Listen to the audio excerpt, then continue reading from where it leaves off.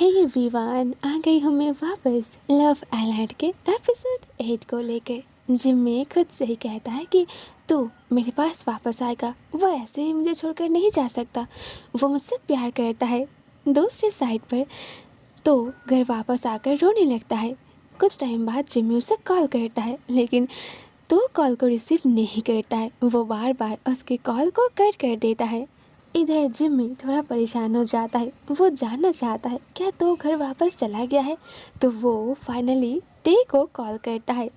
ते जब कॉल को रिसीव करता है वो उसे कहता है कि आप ये तो घर वापस चला गया है, वो मेरे कॉल को रिसीव नहीं कर रहा है, मैं उसे लेकर वरीड हूँ, क्या मैं उससे मिलने आ सकता हूँ।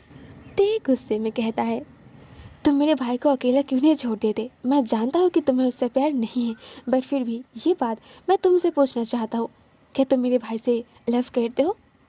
जिम्मी कुछ टाइम तक चुप रहता है, फिर कहता है अगर मैं कहूँ कि हाँ मुझे तुम्हारे भाई से प्यार है। ते कहता है अच्छा, मुझे ये बात जानकर खुशी हुई है, क्योंकि अब तुम सफ़र करने वाले हो तो तुम्हारे पास नहीं जाएगा। उसने तुम्हें ब्लॉक कर दिया है और मुझे लगता है इस बार तुमने उसे बहुत हर्ट किया है। It's over Jimmy. और जिम्मी कहता है भी तो मेरे पास जल्दी ही वापस आएगा। जब भी हम दोनों के बीच आर्ग्यूमेंट होता है वही सबसे पहले आकर मुझसे माफ़ी मांगता है, और मैंने बस तुम्हें कॉल किया है ये जानने के लिए क्या वो सेफली घर वापस चला गया है या नहीं। उधर ते कहता है ओह, तो तुम बहुत कॉन्फिडेंट हो कि मेरे भाई तुम्हारे पास आकर माफ़ी मांगेगा। कभी नहीं। जिम्मी कहता है क्यों नहीं, वो मुझसे लव करता है। ते कहता है हाँ तुमने सही कहा, वो तुमसे लव करता है, लेकिन जब कोई बहुत डीपली हर्ट होता है ना तो चाहे कुछ भी हो वो उस लव को छोड़ ही देता है। अगर तुम्हें अभी भी समझ नहीं आ रहा है कि मेरा भाई तुम पर गुस्सा क्यों है तो वो तुम्हारी प्रॉब्लम है। मन तो कर रहा है कि मैं अभी तुम्हारे पास आकर तुम्हें एक पंच करूँ। एनीवेज बहुत रात हो चुका है, गुड नाइट। और ये कहती वो कॉल को कट कर देता है। इधर जिम्मी भी गुस्से में अपने फ़ोन को टेबल पर थ्रो करता है और सोचता है कि तुम मेरे पास वापस ज़रूर आओगे। उधर तो को दिखाया जाता है वो रोते हुए सो चुका था। वह अपने मन में सोचता है आपको लगता है कि मैं आपके पास वापस आऊँगा और आपसे माफ़ी मांगूंगा? नहीं, अगर हमने ब्रेकअप कर लिया तो हम दोनों के बीच सब कुछ ख़त्म हो चुका है। आप कभी भी मेरी लाइफ में वापस आने की कोशिश मत करना। और अब मुझे फ़र्क नहीं पड़ता है कि आपको पेन होता है या नहीं। उस नाइट जिम्मी को नींद नहीं आता है। वो बार बार सपने देख रहा था कि तो उसके पास वापस आ गया है, लेकिन वो जैसे ही अपनी आंखें खोलता है उसके सामने कोई भी नहीं होता है। और ऐसे ही 2 वीक्स बीत जाता है। ना ही तो जिम्मी से मिलने आता है और ना जिम्मी तो के साथ कांटेक्ट कर पाता है। बहुत बार उसका दिल ने उससे कहा कि वो तो के घर जाए, उससे मिले, लेकिन वो नहीं जा सका। एक दिन नाइट को जब उससे फिर से नींद नहीं आ रहा था, उसके दिमाग में बस एक ही बात चलने लगता है कि ज़रूर तो को कोई न्यू पर्सन मिल गया होगा, और ये सोचते ही उसे बहुत गुस्सा आ जाता है।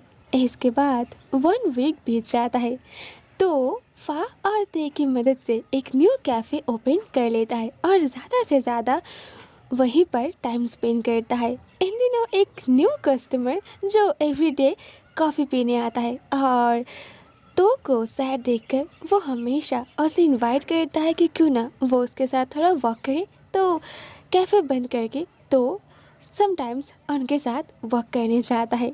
तो एक दिन ऐसे ही मॉर्निंग पर जब तो कॉफ़ी मेक कर रहा था, वह उसी के पास बैठा हुआ था और उसे कहने लगता है क्या तुम्हें नहीं लगता वो न्यू कस्टमर तुम्हें पसंद करता है?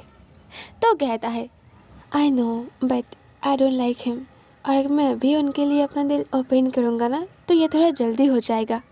फा कहता है ओ कम ऑन, पी फ्रीज बहुत अच्छा इंसान है, और इसीलिए तो जब भी वो तुम्हें सैड देखता है वो तुम्हें अपने साथ टाइम स्पेंड करने के लिए कहता है ताकि तुम्हें लोनली फील ना हो। डोंट यू थिंक कि वो तुम्हें लेकर सोचता है? तो कहता है मैं फिर से वही गलती नहीं करना चाहता, और जब भी मेरा दिल वीक बैठ जाता है मैं अपने आप को संभाल लेता हूँ पिछली वो सारी बातों को याद दिलाकर। फा थोड़ा इरिटेट होकर उससे कहता है गॉड, तुमसे नहीं होगा।